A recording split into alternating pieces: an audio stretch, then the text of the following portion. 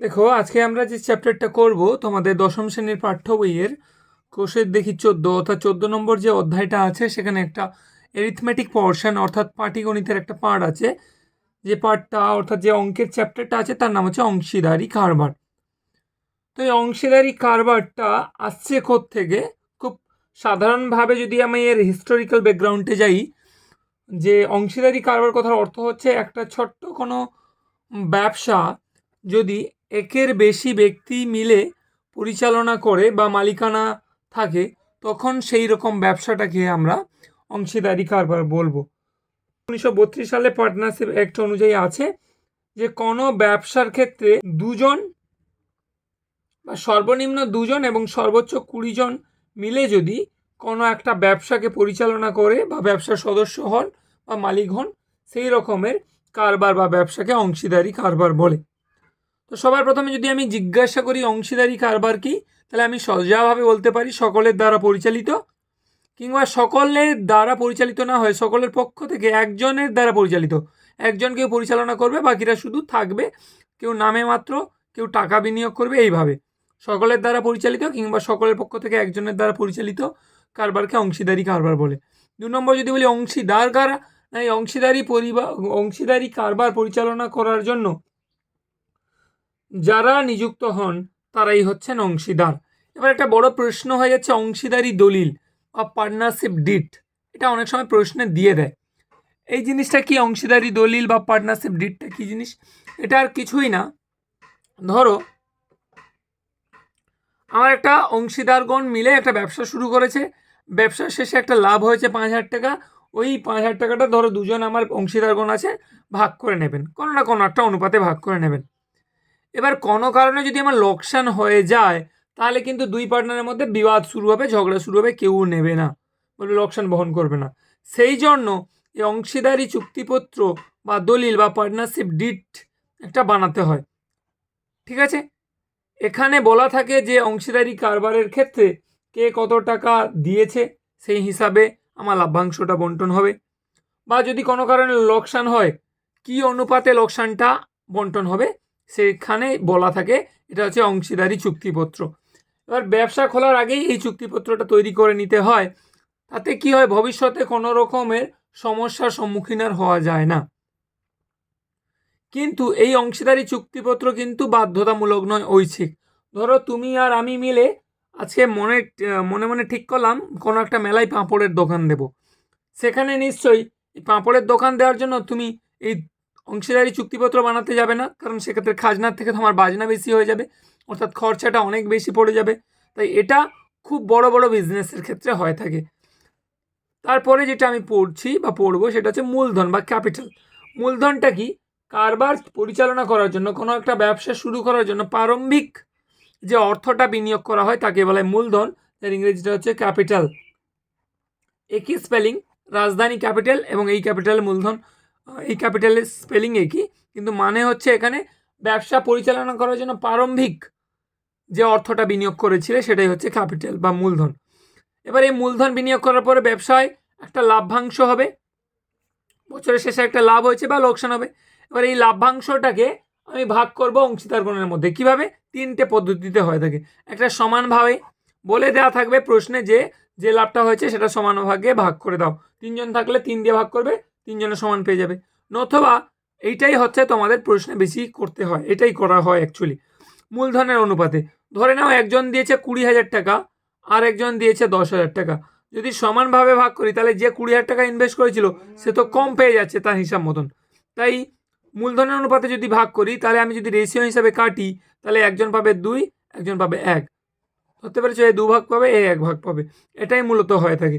নথবা সবার মতে অন্য কোনো চুক্তি অনুযায়ী হয়ে থাকে, সেটা পরের ক্ষেত্রে বলা যায়। এবার যে পার্টটা আমি পড়বো সেটা দেখো কি পার্টটা পড়বো। এই পার্টটা আমি পড়বো যে টাইপস অফ পার্টনারশিপ বিজনেস, অংশীদারি কারবারের প্রকারভেদ। তো তোমাদের এই পাঠ্য বইতে অংশীদারি কারবারের প্রকারভেদ মূলত 2 রকম পাবে, বা অংশীদারগণের প্রকারভেদ আমি পড়ালাম না, সেখানে অনেকটা পার্ট আছে, সেটা লাগবে না, তোমাদের এই সিলেবাসে নেই। এখানে তোমাদের যেটা লাগবে সেই পার্টটা করাচ্ছি। এই অংশীদারি কারবারের প্রকারভেদ মূলত 2 রকমের হয়, সরল অংশীদারি কারবার, মিশ্র অংশীদারি কারবার। এই পার্টে আমরা সরল অংশীদারি কারবারটা করব, পরের পার্টে আমরা মিশ্র অংশীদারি কারবারটা করব। সরল অংশীদারি কারবারটা কিছু না, এটা হচ্ছে আমার বছরের প্রথমেই অংশীদারগণ তাদের একটা প্রারম্ভিক মূলধন বিনিয়োগ করবে এবং মূলধন বিনিয়োগ করার পর ওখান থেকে যে লাভ্যাংশটা হবে সেটাই ওরা ভাগাভাগি করে নেবে। মিশ্রতে একটু আলাদা, সে আলাদাটা কি না, আমার বছরের প্রথমে একটা প্রারম্ভিক মূলধন তো বিনিয়োগ করবে, বছরের মাঝখানে কিছু মূলধন তুলে নিতে পারে বা আবার নতুন করে কোনো একটা মূলধন দিতে পারে, সেক্ষেত্রে একটা সময়ের ব্যাপার চলে আসে, সেটাকে বলা হয় মিশ্র অংশীদারি কারবার। তো সেকেন্ড পার্টে আমরা মিশ্র অংশীদারি কারবারের অঙ্ক করব। এই পার্টে চলো আমরা সরল অংশীদারি কারবারে যতগুলো অঙ্ক আছে করে ফেলি তোমাদের পাঠ্য বই থেকে। একের দাগের যে অঙ্কটা আছে অঙ্কটা আমি পড়িয়ে দিচ্ছি, তোমরা শোনো, তারপরে অঙ্কটা করতে চলে যাব। কি বলছে, আমি ও আমার বন্ধু মালা দুজনে যথাক্রমে 15,000 টাকা ও 25,000 টাকা মূলধন নিয়ে একটি ব্যবসা শুরু করলাম। 1 বছরে 16,800 টাকা লাভ হলো। হিসাব করে দেখি আমরা কে কত টাকা লাভ্যাংশ পাবো। তাহলে একটা প্রারম্ভিক মূলধন দিয়ে ব্যবসাটা শুরু করেছিলাম, শুরু করার পর বৎসরান্তে অর্থাৎ 1 বছর শেষে এই টাকা লাভ হয়েছে, এই লাভের টাকাটা দুজনে ভাগ করে নেবে। এবার কিভাবে ভাগ করে নেবে আগেই আমি বুঝিয়েছি, এখানে যেহেতু কিছু বলা নেই তাই যে পরিমাণ মূলধন দিয়েছিল সেই মূলধনের অনুপাতে দুজনে ভাগ করে নেবে। এবার অঙ্কটা কিভাবে করব দেখো। তাহলে আমরা শুরু করছি এভাবেই, আমার ও মালার দুজনের মূলধনের অনুপাত। আমার ও মালার দুজনের মূলধনের অনুপাত কত না, একজনের দিয়েছে 15,000 ইস্টু আর একজনের দিয়েছে কত 25,000। তাহলে আমার 0 3 কাটে, 5 3 15, 5 5 25, এটা হচ্ছে আমার অনুপাত। এবার বাৎসরিক লাভের পরিমাণ যেটা দিয়েছে আমি সেটা লিখব। বাৎসরিক এটা কত দিয়েছে আমার 16,800 টাকা হয়েছে। এবার আমার প্রাপ্ত লাভ্যাংশ হবে সেটা কত আমাকে জানতে হবে। এখান থেকে আমি বের করব আমার প্রাপ্ত লাভ্যাংশ, করে ফেলি। সমান সমান দেখো আমার আনুপাতিক ভাগাহার, দেখো আমার হচ্ছে 3, কতর মধ্যে 3 না টোটাল যেটা দিয়েছি তার মধ্যে 3, তাহলে 5 আর 3 অর্থাৎ 8, অর্থাৎ 3 প্লাস 5-এর মধ্যে আমার হচ্ছে 3 ইন্টু সেখান থেকে পাবো এই 16,800 টাকা, বা এটাকে আমি লিখতে পারি 3/8 ইন্টু 16,800। এই যে সম্পূর্ণ আমি লেখাটা কমপ্লিট করছি। এবারে আমার যদি কাটি 8 দুনে 16, 8 একে 8 ডবল 0, তাহলে এখানে হচ্ছে 21 3 আমার হয়ে যাবে 63 এবং ডবল 0 টাকা। তাহলে আমার 16,800 টাকা প্রফিট হয়েছিল, তার মধ্যে আমি পাচ্ছি এই পোর্শনটা এবং মালা কত পাবে মালারটা আমি বের করে দিচ্ছি এবার, এবং মালার প্রাপ্ত লাভ্যাংশ আমি বের করছি।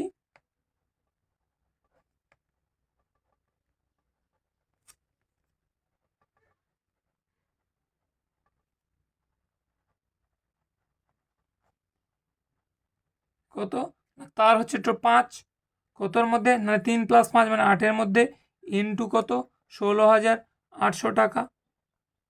এবার এটা যদি কাটি আমার 2100 আসছিল, তাহলে 2100 আর 5-এ যদি আমি করি 1000 এবং 500, তাহলে 10,500 টাকা হয়েছে। এইটাই আমার উত্তর হয়ে গেল, এর বাইরে এর বেশি আমাকে আর কিছুটি করতে হবে না। এবার আমরা কষে দেখি 14 দাগের অঙ্কটা করব। অঙ্কটা সে আগের মতোই সোজা অঙ্ক আছে, একেবারেই সোজা আছে। অঙ্কটা পড়ছি, দেখো কি বলছে। প্রিয়ম, সুপ্রিয়া ও বুলু যথাক্রমে 15,000 টাকা, 10,000 টাকা, 25,000 টাকা দিয়ে একটি ছোট্ট মুদির দোকান খুললো। তার মানে একটু আগে আমরা বলেছিলাম যে লাভ হলে যেটা ভাগাভাগি করে নেবে অংশীদারগণ, লোকসান হলেও ঠিক একই নিয়মে তারা ভাগাভাগি করে নেবে। তাই আমি প্রথমে লিখে ফেলবো 3 জনে, অর্থাৎ প্রিয়ম, সুপ্রিয়া ও বুলুর নিয়োজিত মূলধনের অনুপাত।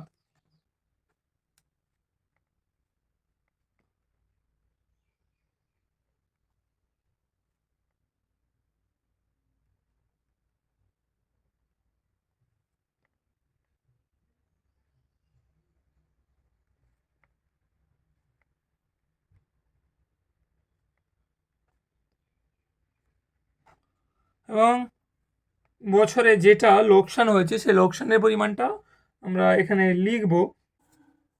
এটা লোকসান হয়েছে, এবার এই লোকসানটাকে আমরা ভাগাভাগি করে দেব অংশীদারগণের মধ্যে। ঠিক আছে, তো প্রিয়মে লোকসানের পরিমাণ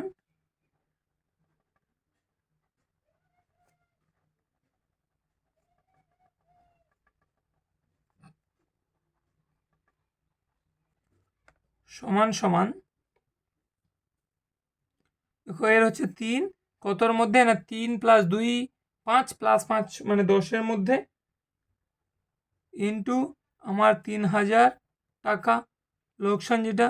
তাহলে এটা আমি যদি কাটাকাটি করি তাহলে 10 × 3 = 30, 300, 3 × 3 = 9, 900 টাকা। সুপ্রিয়ার, এখানে সুপ্রিয়ার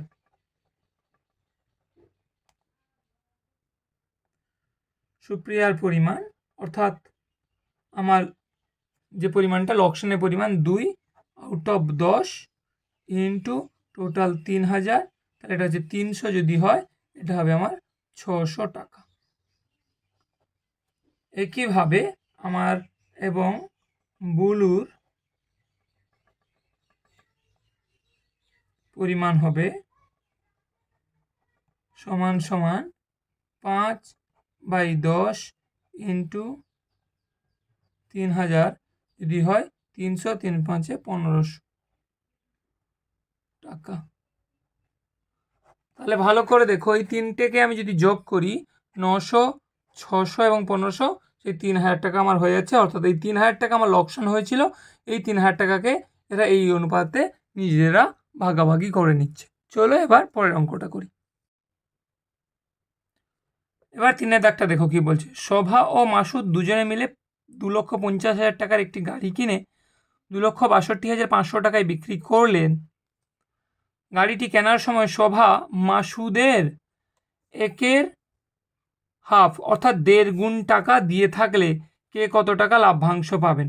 তাহলে প্রাথমিকভাবে দেখো 2,50,000 টাকা দিয়ে একটা গাড়ি কেনা হয়েছিল এবং 2,62,500 অর্থাৎ বেশি অতিরিক্ত টাকায় বিক্রি করা হতে যে অতিরিক্তটা আসছে, যে গ্যাপটা আসছে এইটা এবং এইটার মধ্যে, সেটা আমার লাভ, কারণ বেশিতে বিক্রি হয়েছে। এবার এই লাভটা ভাগ করে নিত দুজন পার্টনার, কি অনুপাতে? কিছু বলা না থাকলে মূলধনের অনুপাতে এবং কিছু বলা থাকলে সেই অনুপাতে। কিছু বলা নেই, তার মানে এটা মূলধনের অনুপাতে। কিন্তু সমস্যার বিষয় এই অঙ্কতে হয়ে দাঁড়িয়েছে মূলধনটা কার কত সেটা জানি না, কিন্তু একটা হিন্টস তোমাকে দিয়েছে ধরার জন্য যে গাড়িটা কেনার সময় শোভা মাসুদের 1.5 গুণ টাকা দিয়েছে, অর্থাৎ মাসুদ যা দিয়েছে তার 1.5 গুণ টাকা আমাকে শোভা দিয়েছে। তার মানে আমাকে আগে মাসুদেরটা জানতে হবে, কারণ মাসুদের উপর বেস করেই আমি শোভারটা পাচ্ছি, কারণ মাসুদের 1.5 গুণ দিয়েছে। আমি যদি মাসুদের ধরে নিই যে মাসুদ দিয়েছে 1, তাহলে শোভা দেবে 1.5 গুণ অর্থাৎ 1.5। ধরতে পেরেছ? অর্থাৎ শোভা যদি দিয়ে থাকে, মাসুদ যদি আমার দিয়ে থাকে 1 লাখ টাকা, তাহলে তার 1.5 গুণ দেবে শোভা, তাহলে 1 লাখের 1.5 গুণ মানে 1,50,000 টাকা। তার মানে আমাকে আগে এখানে বের করতে হবে কার, সেটা হচ্ছে মাসুদের। তাহলে এই অঙ্ক করার অনেক রকম পদ্ধতি আছে, খুব সোজাভাবে ধরা যায়। এক্স টেক্স না ধরে যদি করি তাহলে বিষয়টা আরও সোজা হয়। আমি করে দিচ্ছি, তোমরা হয়তো অনেকে এক্স টেক্স ধরে করো, করাই যায়, না করার কিছু নেই, তবে এটা বেশি ভালো, বেশি অথেন্টিক। আমি প্রথমেই ধরে নেব যে আগে লাভ্যাংশটা বের করি, গাড়িটির ক্রয় মূল্য লিখি, বিক্রয় মূল্য দেখি,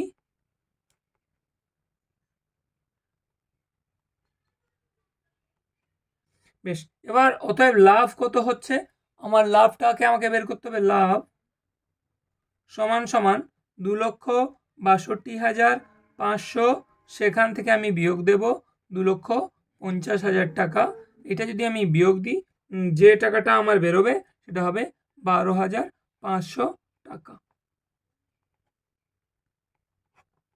এটা আমার বেরিয়ে গেছে, এটা লাভ। এরপরে বিনিয়োগের পরিমাণটা ধরে নিই। বলেছে আমার শোভা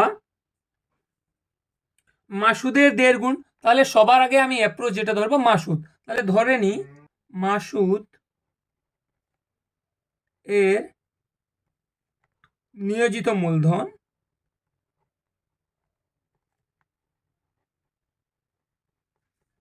সমান সমান 1।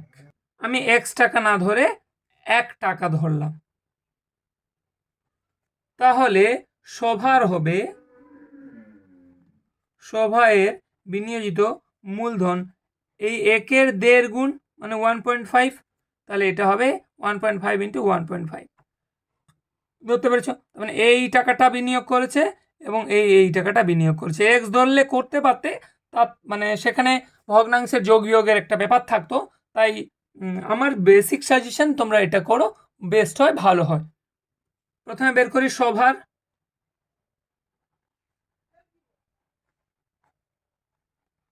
সমান সমান 12,500 ইন্টু 1 টাকা সভার, আচ্ছা না, আমি সভাটা লিখেছি, তার মানে হচ্ছে 1.5 টাকা 1.5, কতর মধ্যে না 1 টাকা প্লাস 1.5 টাকা মানে কত টাকা, 2.5 টাকা মানে 2.5। তাহলে 2.5 এখানে দশমিক উঠাই, এখানে দশমিক উঠাই, উপর নিচে এক ঘর করে আছে, তাই মানে কোনো এফেক্ট হবে না, শূন্যের কোনো এফেক্ট হবে না। তাহলে 5-এর নামটাই যদি কাটি, 5×3 = 15, 5×5 = 25, এটাকে যদি 5 দিয়ে কাটি, 5×2 = 10, 25, 5×5 = 25, ডবল 0, কারণ 25×5 = 125 হয়। তাহলে এইটা আমার যেটা বেরোচ্ছে সেটা কত টাকা বেরোচ্ছে গো? সেটা হচ্ছে 2,000, 3-এ 6,000, এ হচ্ছে 1,500, তাহলে 7,500 টাকা। এক্স ধরলে কিন্তু একটু বড় হয়ে যেত। তাহলে 7,500 টাকা পাচ্ছে কে? সভা। এবং মাসুদ, এটা সোজা আছে, মাসুদ তো ভাগ করে দিলেই হয়। মাসুদের প্রাপ্ত লাভ্যাংশের পরিমাণ হবে 12,500 ইন্টু তার লাভের পরিমাণ হচ্ছে, তার মূলধনের পরিমাণ 1 আউট অফ 2.5, 2.5। তাহলে এখানে একটা দশমিক যদি উঠাই, এখানে পড়বে আমার 10। তাহলে এইটা আমার কাটলে 25×5, আচ্ছা এটাকে আমি কাটছি, 5-এর নামটাই কাটি, 5×5 = 5×2 = 10, 5×5 = 25, এবং 5 দিয়ে কাটলে 25×5 = 125, ডবল 0। তাহলে এটা হচ্ছে আমার 2,500, মানে হচ্ছে আমার এটা হবে 5,000 টাকা। তাহলে দেখো এই 5,000 এবং 7,500 যোগ করলে হয় আমার 12,500, এটাই আমার লাভ হয়েছিল। ঠিক আছে, কমপ্লিট এই অঙ্কটা। খুব সোজা, এই পদ্ধতিতে করো, বেটার হবে। চলো নেক্সট অঙ্কে। এবার 3-এর দাগটা দেখো কি বলছে। শোভা ও মাসুদ দুজনে মিলে 2,50,000 টাকার একটি গাড়ি কিনে 2,62,500 টাকায় বিক্রি করলেন। গাড়িটি কেনার সময় শোভা মাসুদের 1-এর হাফ অর্থাৎ 1.5 গুণ টাকা দিয়ে থাকলে কে কত টাকা লাভ্যাংশ পাবেন? তাহলে প্রাথমিকভাবে দেখো 2,50,000 টাকা দিয়ে একটা গাড়ি কেনা হয়েছিল এবং 2,62,500 অর্থাৎ বেশি অতিরিক্ত টাকায় বিক্রি করা হতে যে অতিরিক্তটা আসছে, যে গ্যাপটা আসছে এইটা এবং এইটার মধ্যে, সেটা আমার লাভ, কারণ বেশিতে বিক্রি হয়েছে। এবার এই লাভটা ভাগ করে নিত দুজন পার্টনার, কি অনুপাতে? কিছু বলা না থাকলে মূলধনের অনুপাতে, এবং কিছু বলা থাকলে সেই অনুপাতে। কিছু বলা নেই, তার মানে এটা মূলধনের অনুপাতে। কিন্তু সমস্যার বিষয় এই অঙ্কতে হয়ে দাঁড়িয়েছে মূলধনটা কার কত সেটা জানি না, কিন্তু একটা হিন্টস তোমাকে দিয়েছে ধরার জন্য, যে গাড়িটা কেনার সময় শোভা মাসুদের 1.5 গুণ টাকা দিয়েছে, অর্থাৎ মাসুদ যা দিয়েছে তার 1.5 গুণ টাকা আমাকে শোভা দিয়েছে। তার মানে আমাকে আগে মাসুদেরটা জানতে হবে, কারণ মাসুদের উপর বেস করেই আমি শোভারটা পাচ্ছি, কারণ মাসুদের 1.5 গুণ দিয়েছে। আমি যদি মাসুদের ধরে নিই যে মাসুদ দিয়েছে 1, তাহলে শোভা দেবে 1.5 গুণ অর্থাৎ 1.5। ধরতে পেরেছ? অর্থাৎ শোভা যদি দিয়ে থাকে, মাসুদ যদি আমার দিয়ে থাকে 1,00,000 টাকা, তাহলে তার 1.5 গুণ দেবে শোভা, তাহলে 1,00,000-এর 1.5 গুণ মানে 1,50,000 টাকা। তার মানে আমাকে আগে এখানে বের করতে হবে কার, সেটা হচ্ছে মাসুদের। তাহলে এই অঙ্ক করার অনেক রকম পদ্ধতি আছে, খুব সোজাভাবে ধরা যায়। এক্স টেক্স না ধরে যদি করি তাহলে বিষয়টা আরও সোজা হয়। আমি করে দিচ্ছি, তোমরা হয়তো অনেকে এক্স টেক্স ধরে করো, করাই যায়, না করার কিছু নেই, তবে এটা বেশি ভালো, বেশি অথেন্টিক। আমি প্রথমেই ধরে নেব যে আগে লাভ্যাংশটা বের করি, গাড়িটির ক্রয় মূল্য লিখি,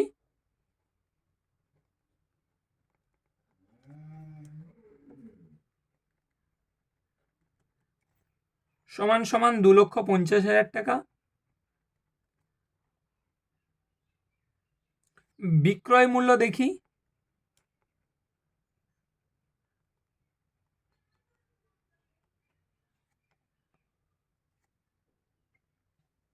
সমান সমান বিক্রয় মূল্য আমার দেওয়া হয়েছে 2,62,500 টাকা। একটু লেখাটা অস্পষ্ট চলে এলো, থাক, অসুবিধা নেই তাতে কিছু। 2,62,500 টাকা, বইতে তোমরা অলরেডি দেখেছো, টুকে নিও। বেশ, এবার অতএব লাভ কত হচ্ছে, আমার লাভটাকে আমাকে বের করতে হবে। লাভ সমান সমান 2,62,500, সেখান থেকে আমি বিয়োগ দেব 2,50,000 টাকা। এটা যদি আমি বিয়োগ দিই, যে টাকাটা আমার বেরোবে সেটা হবে 12,500 টাকা। এটা আমার বেরিয়ে গেছে, এটা লাভ। এরপরে বিনিয়োগের পরিমাণটা ধরে নিই। বলেছে আমার শোভা মাসুদের 1.5 গুণ, তাহলে সবার আগে আমি অ্যাপ্রোচ যেটা ধরবো মাসুদ, তাহলে ধরে নিই মাসুদ এর নিয়োজিত মূলধন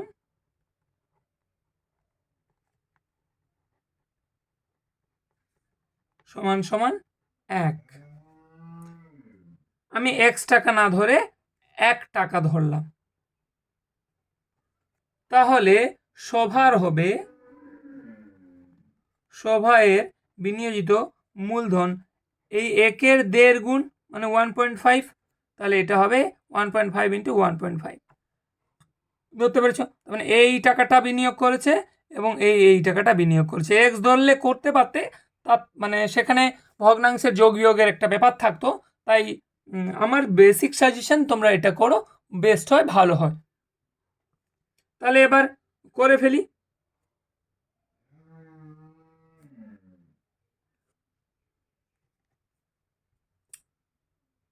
প্রথমে বের করি সভার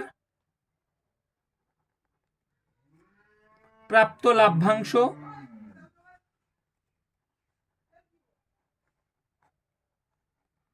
সমান সমান 12,500 ইন্টু 1 টাকা শোভার, আচ্ছা না, আমি সভাটা লিখেছি, তার মানে হচ্ছে 1.5 টাকা, 1.5 কতর মধ্যে না 1 টাকা প্লাস 1.5 টাকা মানে কত টাকা, 2.5 টাকা মানে 2.5। তাহলে 2.5, এখানে দশমিক উঠাই, এখানে দশমিক উঠাই, উপর নিচে এক ঘর করে আছে, তাই মানে কোনো এফেক্ট হবে না, শূন্যের কোনো এফেক্ট হবে না। তাহলে 5-এর নামটা যদি কাটি, 5-3 15, 5-5 25, এটাকে যদি 5 দিয়ে কাটি, 5-2 10, 25, 5-5 25, ডবল 0, কারণ 25-5 125 হয়। তাহলে এটা আমার যেটা বেরোচ্ছে সেটা কত টাকা বেরোচ্ছে গো, সেটা হচ্ছে 2,000, 3-এ 6,000, এ হচ্ছে 1,500, তাহলে 7,500 টাকা। এক্স ধরলে কিন্তু একটু বড় হয়ে যেত, তাহলে 7,500 টাকা পাচ্ছে কে, শোভা। এবং মাসুদ, এটা সোজা আছে, মাসুদ তো ভাগ করে দিলেই হয়। মাসুদের প্রাপ্ত লাভ্যাংশের পরিমাণ হবে 12,500 ইন্টু তার লাভের পরিমাণ হচ্ছে, তার মূলধনের পরিমাণ 1 আউট অফ 2.5, 2.5। তাহলে এখানে একটা দশমিক যদি ওঠাই, এখানে পড়বে আমার 10, তাহলে এইটা আমার কাটলে 25-5-এ,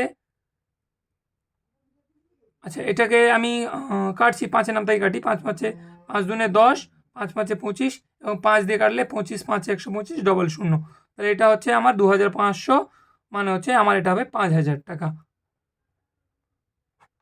তাহলে দেখো এই 5,000 এবং 7,500 যোগ করলে হয় আমার 12,500, এটাই আমার লাভ হয়েছিল। ঠিক আছে, কমপ্লিট এই অঙ্কটা। খুব সোজা, এই পদ্ধতিতে করো, বেটার হবে। চলো নেক্সট অঙ্কে। এবার 4 দাগের অঙ্কটা দেখো, খুব সুন্দর একটা অঙ্ক দিয়েছে। 3 বন্ধু যথাক্রমে 5,000 টাকা, 6,000 টাকা ও 7,000 টাকা দিয়ে একটি অংশীদারি ব্যবসা শুরু করার 1 বছর পর, মানে একটা বছর কেটে যাচ্ছে, দেখলেন 1,800 টাকা লোকসান হয়েছে। মূলধন ঠিক রাখার জন্য প্রত্যেকে লোকসানের পরিমাণ দিয়ে দেবেন বলে সিদ্ধান্ত করেন। তাদের কাকে কত টাকা দিতে হবে হিসাব করে দেখি। তাহলে এখানে যেটা করতে হবে সেটা হচ্ছে লোকসানটাকে ওরা ভাগাভাগি করে নেবে, করে নিয়ে ওই ব্যবসায় ওই টাকাটা আবার দিয়ে দেবে, এইটাই হচ্ছে কথা। তাহলে বেশ, আমরা অঙ্কটা সেই মতো করি, দেখি কি হয়। আমরা আগের মতন লিখে নেব 3 জন বন্ধুর মূলধনের অনুপাত।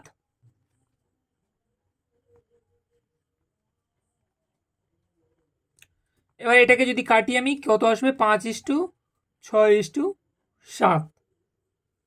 এবার বছরের শেষে যে পরিমাণ লোকসানটা হয়েছে সেটা লিখে নেব। বৎসরান্তে লোকসানের পরিমাণ, প্রথম বন্ধুর লোকসানের পরিমাণ হবে, তাহলে আমি লিখে নেব অতএব প্রথম বন্ধুর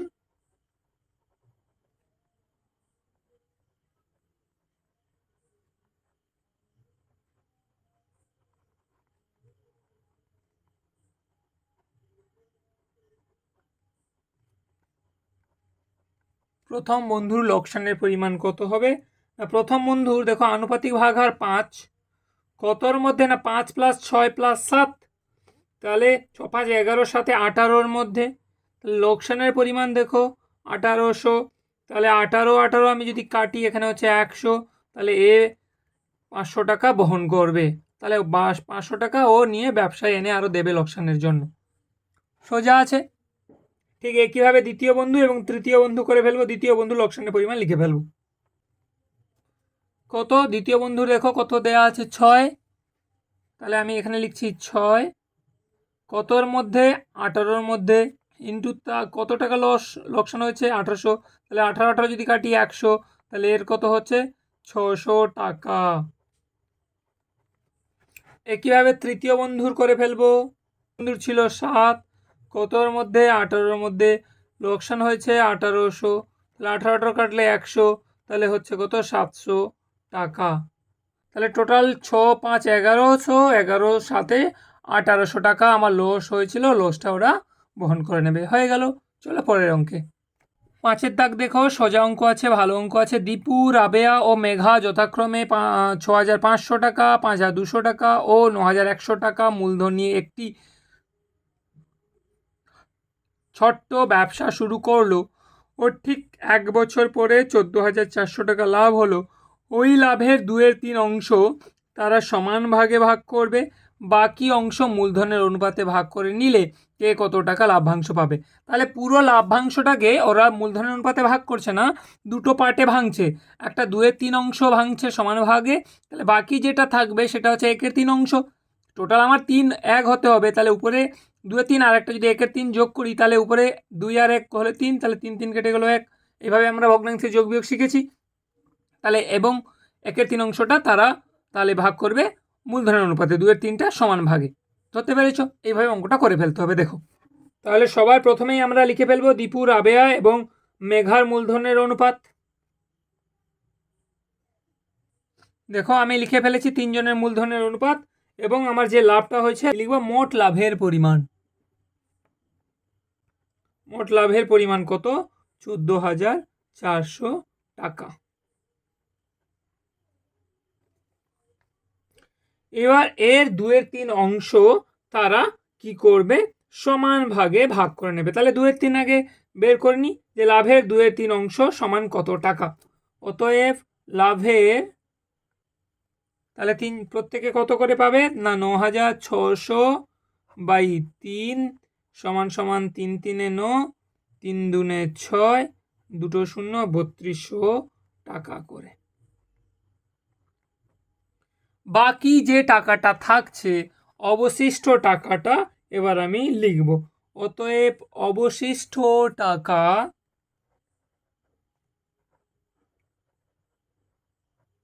অবশিষ্ট লাভের পরিমাণ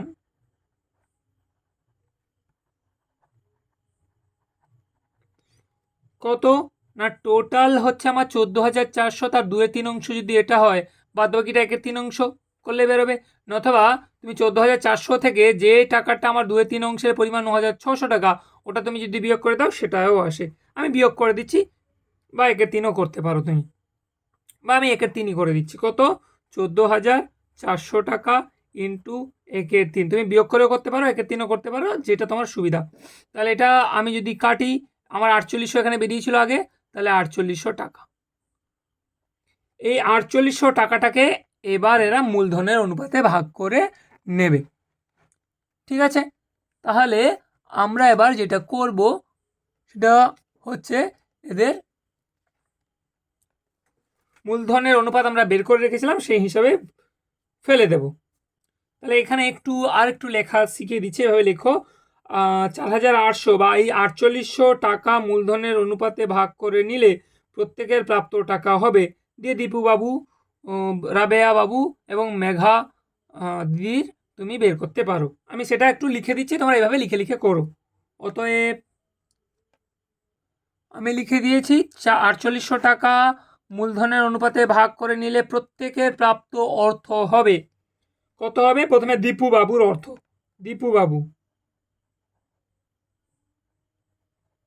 দীপুর প্রাপ্ত অর্থ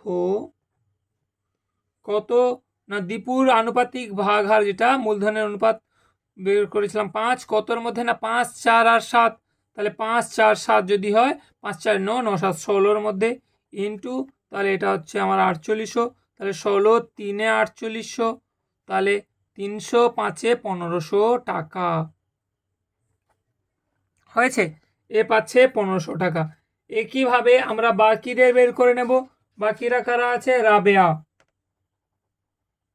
রাবেয়ার প্রাপ্ত অর্থ হবে, তার হচ্ছে আমার 4 আউট অফ 16 ইন্টু 4800, তাহলে এটা কাটলে আমার উপরে হয় 300, তাহলে এর হয় 1200 টাকা। একইভাবে আমার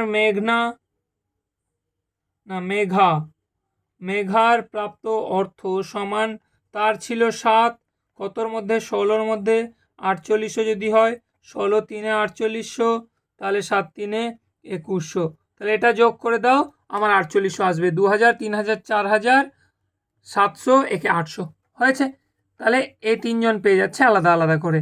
এবার আমাকে দেখাতে যেটা হবে যে এদের প্রাপ্ত মোট অর্থ, অর্থাৎ মূলধনের অনুপাতে পাওয়া একটা অর্থ এবং আমার সমান ভাগে ভাগ করে দেওয়ায় একটা অর্থ, আমি সেটাকে বের করব তিনজনের আলাদা আলাদা করে দেখিয়ে দিচ্ছি।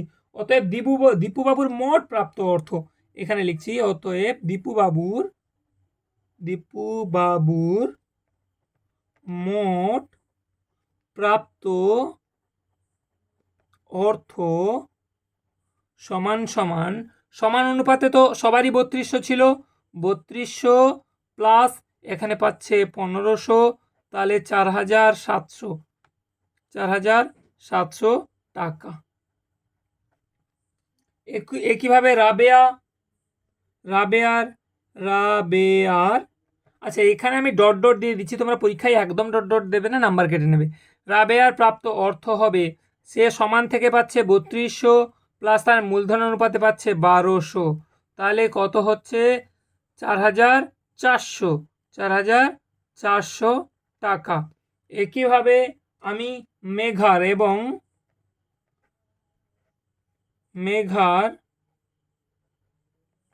প্রাপ্ত অর্থের পরিমাণ, অর্থাৎ মোট প্রাপ্ত অর্থের পরিমাণ 3200 প্লাস এখান থেকে সে পাচ্ছে 2100, তাহলে কত? 3000, 5000, 5253 টাকা হচ্ছে, 5300 টাকা।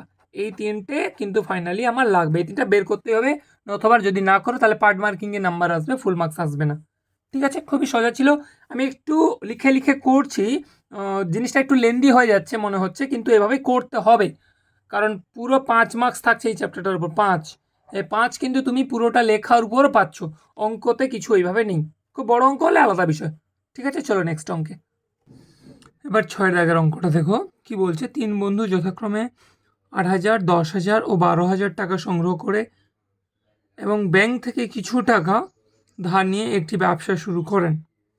বছরের শেষে তারা দেখলেন 13,400 টাকা লাভ হয়েছে। সেই লাভ থেকে ব্যাংকের বছরের কিস্তি 5,000 টাকা শোধ দেওয়ার পর বাকি টাকা তারা মূলধনের অনুপাতে ভাগ করে নিলেন। লাভ্যাংশ থেকে কে কত টাকা পাবেন হিসাব করে দেখি। তাহলে প্রাথমিকভাবে আমাকে যেটা করতে হবে সেটা হচ্ছে, যে লাভটা হচ্ছে সেই লাভটা কিন্তু ব্যাংকের ইন্টারেস্ট অর্থাৎ একটা খরচা দেওয়ার আগে সেটাকে আমাকে বাদ দিয়ে দিতে হবে। অর্থাৎ লাভ থেকে ব্যাংকের ইন্টারেস্ট বাবদ যে খরচাটা হচ্ছে 5,000 টাকা সেটা বাদ দিয়ে দিতে হবে। বাদ দেওয়ার পরে যেটা পড়ে থাকবে সেটাই আমার অ্যাকচুয়ালি লাভ্যাংশ। সেইটাকে আমি এবার ভাগ করব কি হিসাবে? 3 জনের মধ্যে মূলধনের অনুপাতে। ঠিক আছে, বেশ করে ফেলছি অঙ্কটা, দেখো 6 থেকে আমি লিখে নেব 3 জনের মূলধনের অনুপাত। এটাকে আমি যদি রেশিও বের করি, 3টে করে শূন্য আমার কাটবে। এবার 2 4 8, 2 5 10, 2 6 12 বেরিয়ে গেছে। এবার বাৎসরিক মোট লাভ হয়েছে, সেটা আমি লিখব বার্ষিক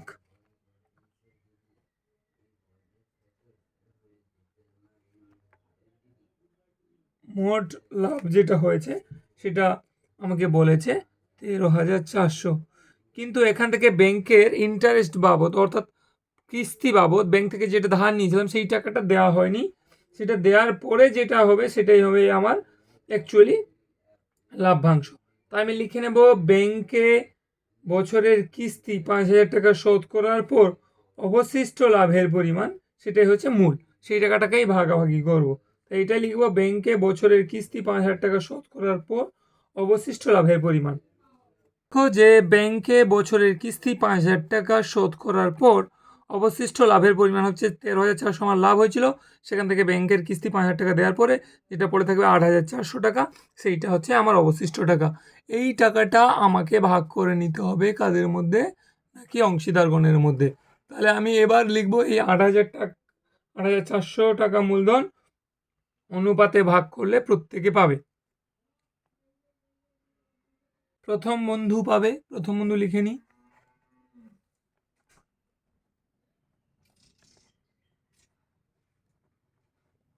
প্রথম বন্ধু পাবে প্রাপ্ত লাভ্যাংশ কত, তার হচ্ছে 4 কতর মধ্যে, এখানে দেখো 5-এর মধ্যে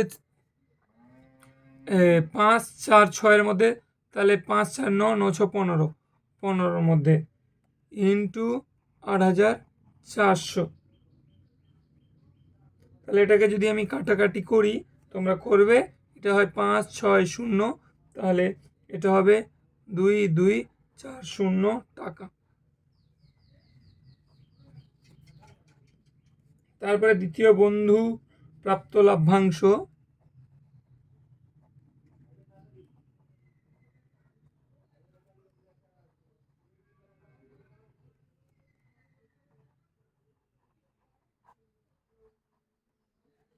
তার কত 5 কতর মধ্যে 15-র মধ্যে ইন্টু 8,400, এটা কত হবে 5 6 0 সমান সমান এটা হবে কত 2,800 টাকা।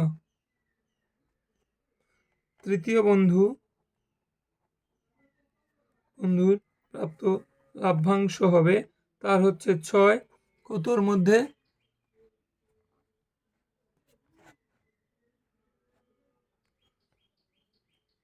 15-র মধ্যে ইন্টু 8 4 0 0, এটা কাটলে হয় 5 6 0, তাহলে এটা হবে 3,360 টাকা। তিনজনে পাবে, এভাবে এইটা এর এইটা এবং প্রথম বন্ধুর দেখে নাও এখানে আছে 2,240 টাকা। হয়ে গেল, এটাই হয়ে গেল উত্তর। চলো পরের অঙ্কে। এবার 7-এরটা দেখো, একটু অন্য রকমের, লাস্টেরটা বুঝতে হবে। 2 বছরের মধ্যে টাকা ফেরত দিলে কোনো সুদ দিতে হবে না, এই শর্তে 3 বন্ধু একটি সমবায় ব্যাংক থেকে যথাক্রমে 6,000 টাকা 8,000 টাকা এবং 5,000 টাকা ধার নিয়ে যৌথভাবে 4টি সাইকেল রিক্সা ক্রয় করেন। 2 বছর পর হিসাব করে দেখা যায় সমস্ত খরচা বাদ দিয়ে মোট 30,400 টাকা আয় করেন। 2 বছর পর হিসাব করে দেখা যায় সমস্ত খরচা বাদ দিয়ে মোট 30,400 টাকা আয় হয়েছে। তারা সেই আয় মূলধনের অনুপাতে ভাগ করে নেওয়ার পর প্রত্যেকে নিজ নিজ ঋণের টাকা ব্যাংকে ফিরিয়ে দেন। এখন কার হাতে কত টাকা থাকবে এবং তাদের হাতে থাকা টাকার অনুপাত কত সেটা হিসাব করে বলি। দেখি সোজা অঙ্ক কি হয়েছে না, প্রথমত একটা কন্ডিশনে ওরা টাকাটা ধার নিয়েছিল যে 2 বছরের মধ্যে সমস্ত টাকা ফিরিয়ে দেবে, যদি ফিরিয়ে দিতে পারে তাহলে কোনো রকমের ইন্টারেস্ট দিতে হবে না, মানে অতিরিক্ত টাকা দিতে হবে না। এবং এই শর্তে ওরা টাকাগুলো নিয়েছিল। 2 বছর পরে এই টাকাটা তারা পেয়েছে, এই টাকাটা প্রথমত তারা নিজেদের মধ্যে ভাগাভাগি করে নেবে মূলধনের অনুপাতে। ভাগাভাগি করে নেওয়ার পর যে যত টাকা পেয়েছে সেই টাকা নিয়ে ব্যাংকে ছুটবে টাকাটা দেওয়ার জন্য। যে টাকা ধার নিয়েছিল এই টাকাগুলো, এই টাকা দেওয়ার পরে তাদের হাতে যদি কোনো টাকা পড়ে থাকে তাহলে তার সেই পড়ে থাকা টাকার অনুপাতটা তোমাকে বের করতে বলছে। সোজাই আছে, চলো আমি করে ফেলছি। সাথে দাগ আমি একটু লিখে রেখেছি, দেখো 3 বন্ধুর মূলধনের অনুপাত 6,000, 8,000 এবং 5,000, তাদের অনুপাতও বের করে নিয়েছি। 2 বছর পর মোট লাভের পরিমাণ যদি 30,400 টাকা হয়, তাহলে প্রথমত কে কত টাকা পাচ্ছে সেটাকে একটু বের করে নিই।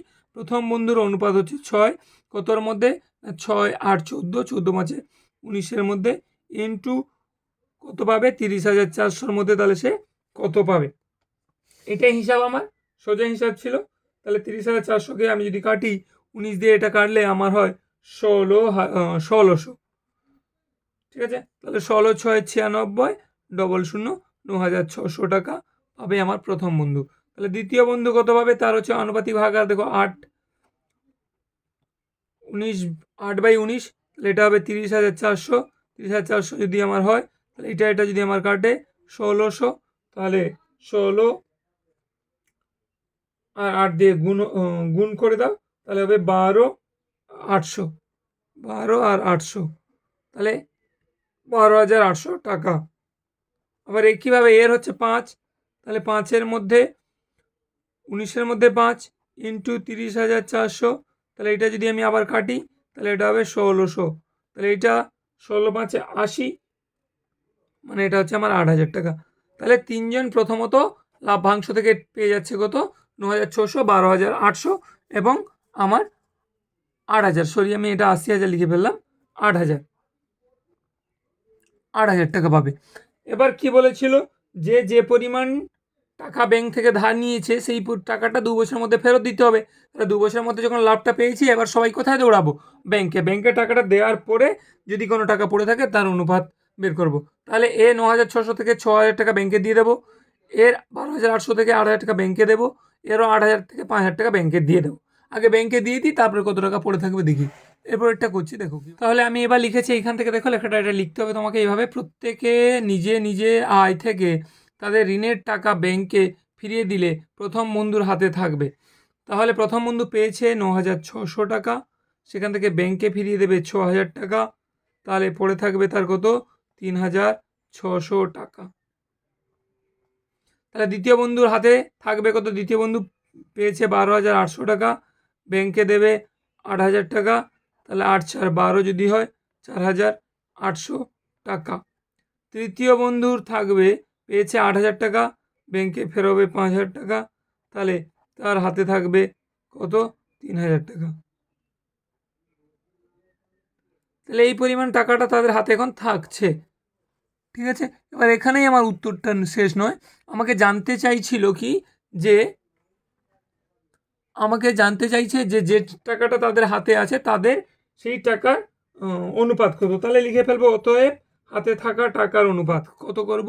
এখানে আমি আস্তে করে লিখে নিচ্ছি, 3,600 ইস্টু 4,800 ইস্টু 3,000। তাহলে এইটাকে যদি আমি বের করি, তাহলে সেটা আসবে 6:8, 48 এবং 6 5 30। এইটাই কিন্তু আমার ফাইনাল উত্তর, এইটাই কিন্তু জানতে চাইছিল। তাহলে এই পার্টে আমরা এতদূর করছি, পরের পার্ট থেকে আমরা 8-এর দাগের অঙ্ক স্টার্ট করব।